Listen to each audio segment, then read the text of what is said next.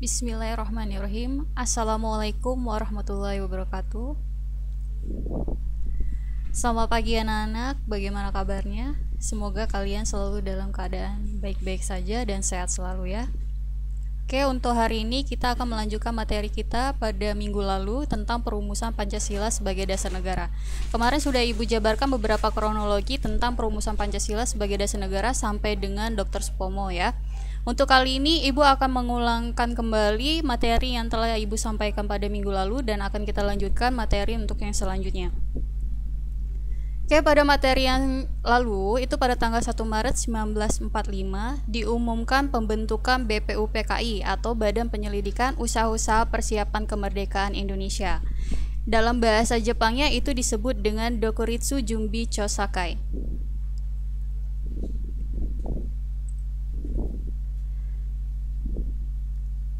Tujuan dibentuknya BPUPKI ialah untuk menyelidiki, mempelajari, dan mempersiapkan berbagai hal dalam segala bidang kehidupan sebagai persiapan pembentukan Indonesia merdeka.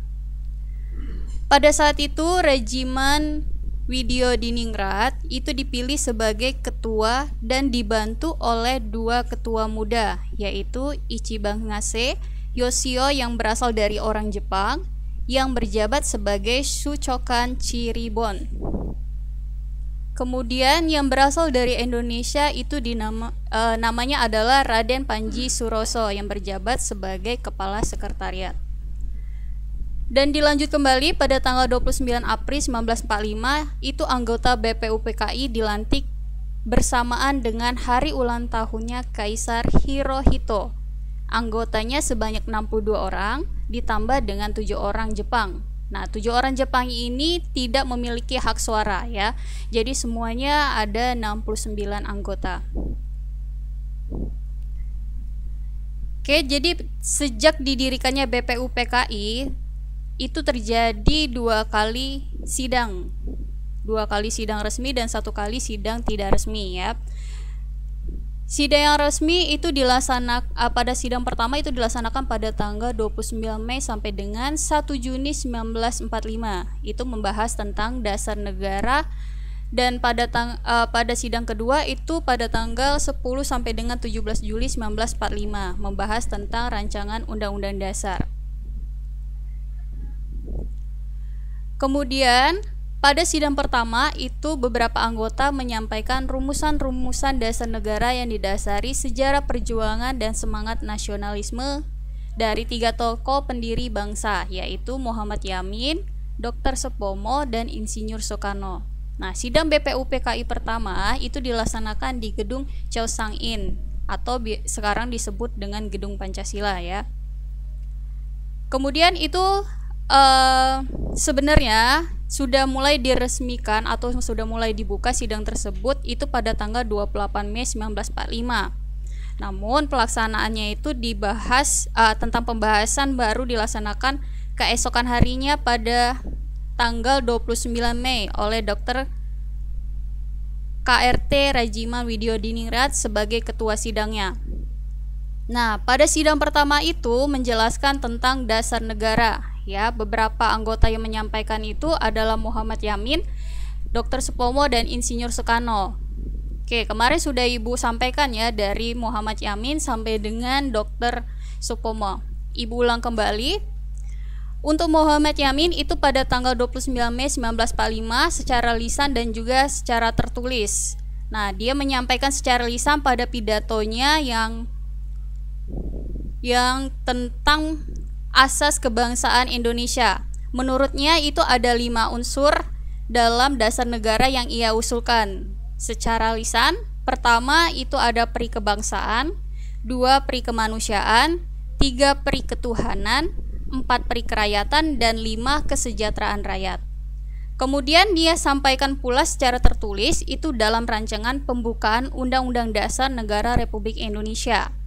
Yang pertama ada ketuhanan yang Maha Esa, 2 kebangsaan persatuan Indonesia, 3 rasa kemanusiaan yang adil dan beradab, 4 kerakyatan yang dipimpin oleh hikmat kebijaksanaan dalam permusyawatan perwakilan, dan 5 keadilan sosial bagi seluruh rakyat Indonesia.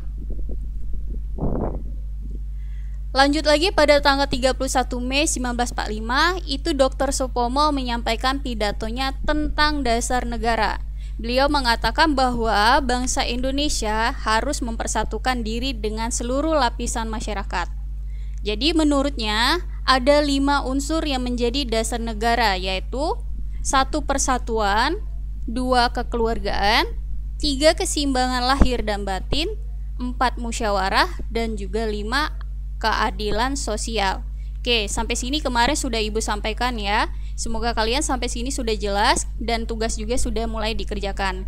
Ibu lanjutkan kembali untuk usulan dasar negara yang selanjutnya itu disampaikan oleh Insinyur Soekarno. Jadi pada tanggal 1 Juni 1945, Insinyur Soekarno itu menyampaikan pidato tentang dasar negara Indonesia Merdeka. Nah, ia membuka pidato dengan kritik kepada pembicara pada sidang yang dinilainya terlalu meributkan hal-hal kecil. Ia menjelaskan bahwa modal utama yang segera lahir ialah tak lain itu adalah kemerdekaan. Ia kemudian menyampaikan rumusan yang mencakup 5 dasar negara yang disebut sebagai Pancasila. Nah, filosofi Pancasila yang menjunjung tinggi kesejahteraan dalam keberagaman menjadi landasan kemerdekaan Pancasila. Nah, Pancasila sendiri itu berarti 5 dasar. Itu terdiri dari 5 asas, yaitu pertama ada kebangsaan Indonesia atau nasionalisme, 2. Internasionalisme atau perikemanusiaan, 3. Mufakat atau demokrasi, 4. Kesejahteraan sosial, 5. Ketuhanan yang berkebudayaan. Rumusan dasar negara yang dikemukakan Insinyur Soekarno itu menginspirasikan para pendiri bangsa dalam sidang-sidang berikutnya tentang dasar negara. Karena dalam pidato tersebut tercantum nama Pancasila, maka pada saat itu diperingatilah hari lahir Pancasila pada 1 Juni 1945. Oke, di sini lahirnya Pancasila itu baru sebagai nama ya, belum memiliki dasar negaranya. Jadi hari lahir Pancasila di sana itu lahir sebagai nama Pancasila, bukan sebagai isi dari dasar negara ataupun hukum dasar negaranya ya.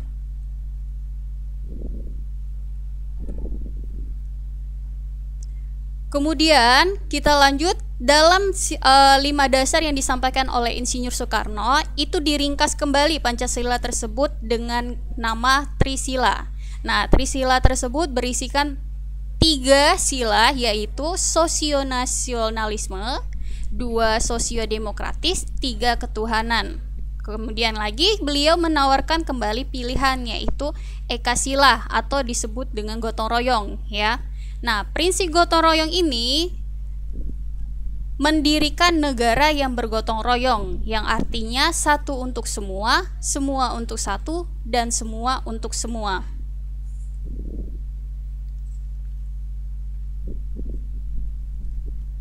Setelah dari 3 tokoh pendiri bangsa kita mengusulkan dasar-dasar negara tersebut, ternyata usulan-usulan terkait dasar negara itu masih harus dibahas kembali dan ditindaklanjuti lebih lanjut dengan dibentuklah panitia kecil yang beranggotakan 8 orang. Nah, anggotanya adalah 1. Insinyur Soekarno, 2.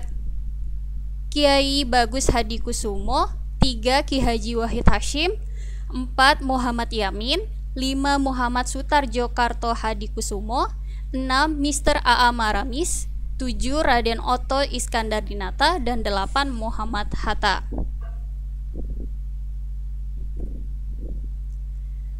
Tugas panitia kecil yaitu mengumpulkan dan memeriksa usul-usul menyangkut beberapa masalah terkait Indonesia Merdeka. Usul-usul tersebut dikategorikan sebagai berikut. Usulan pertama meminta Indonesia merdeka selekas-lekasnya. Usulan kedua, dasar negara.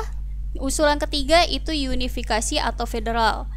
Usulan keempat, bentuk negara. Usulan kelima, warga negara. Usulan keenam, daerah. Usulan ketujuh, agama dan negara.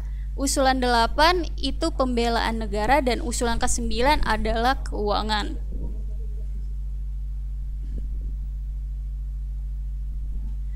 Kemudian panitia kecil melakukan rapat dengan 38 anggota BPUPKI dan terbentuk kembali panitia kecil yang beranggotakan 9 orang yang disebut dengan panitia 9. Anggota panitia 9 yaitu 1. Insinyur Soekarno itu sebagai ketua, 2. Muhammad Hatta sebagai wakil, 3. Muhammad Yamin sebagai anggota, 4. A.A. Marami sebagai anggota, 5. Raden Abi Kusno Cokro Sujoso itu sebagai anggota, 6. Abdul Kahar Muzakir sebagai anggota, 7. Haji Agus Salim sebagai anggota, 8. Ki Haji Wahid Hashim sebagai anggota, dan 9 itu Mr. Ahmad Subarjo sebagai anggota. Pada tanggal 22 Juni 1945, Panitia 9 berhasil melahirkan konsep rancangan pembukaan Undang-Undang Dasar yang dinamakan Piagam Jakarta atau Jakarta Charter, yang isi dasar negaranya berada pada Piagam Jakarta alinea keempat. Isi pertama adalah ketuhanan dengan kewajiban menjalankan syariat Islam bagi pemeluk-pemeluknya. 2. Kemanusiaan yang adil dan beradab. 3. Persatuan Indonesia. 4. Kerakyatan yang dipimpin oleh hikmat kebijaksanaan dalam permusyawaratan perwakilan. 5. Keadilan sosial bagi seluruh rakyat Indonesia.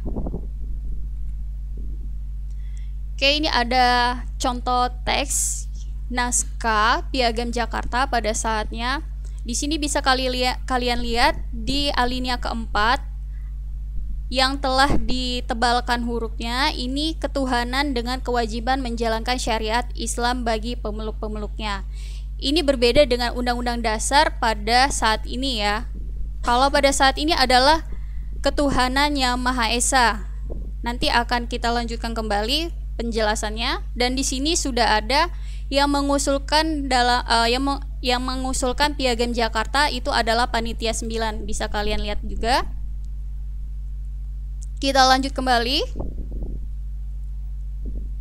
Kemudian Piagam Jakarta yang dihasilkan oleh Panitia 9 ini dilaporkan oleh Insinyur Soekarno selaku Ketua Panitia 9 kepada Ketua BPUPKI yaitu Rajiman Widyo Diningrat di sidang BPUPKI yang kedua pada tanggal 10 sampai dengan 17 Juli 1945.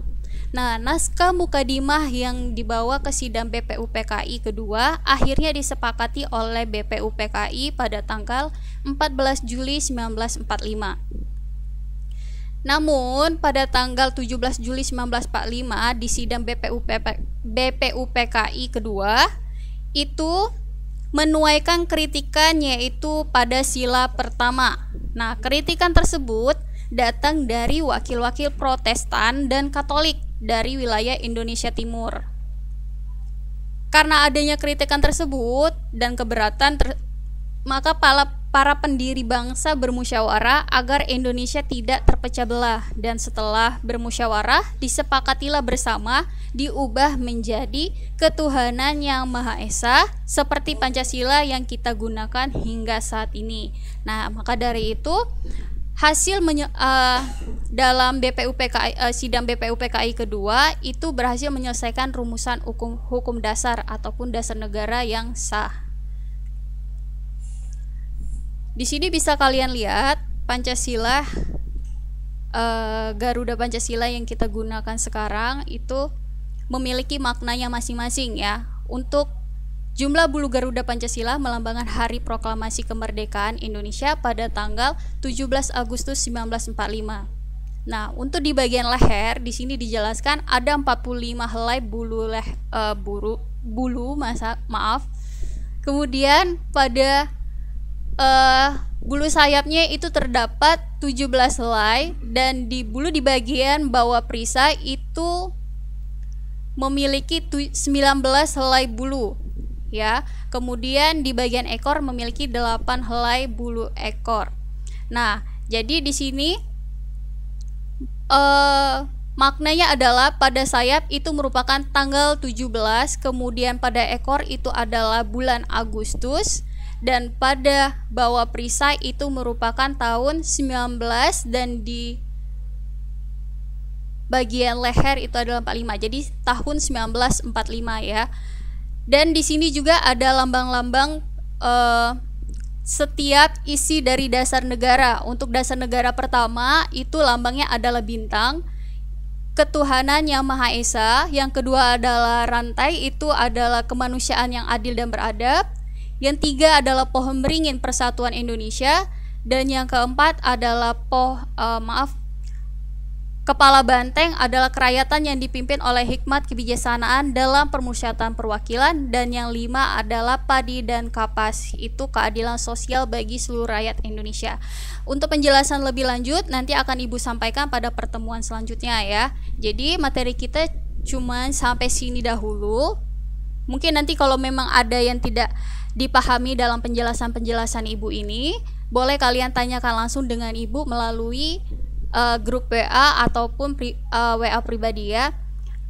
Sekian, terima kasih yang bisa Ibu sampaikan. Semoga apa yang Ibu sampaikan bisa diterima, bisa bermanfaat untuk kalian.